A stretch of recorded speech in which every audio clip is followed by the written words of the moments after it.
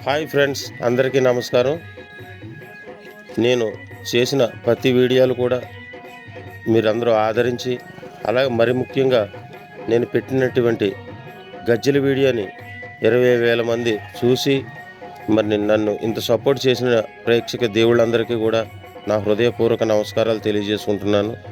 అలాగే కృష్ణాష్టమి సందర్భంగా పెరుమళపురం గ్రామంలో కృష్ణాష్టమి సందర్భంగా మరి ఈ యొక్క కోలాటం చేయడం జరిగింది.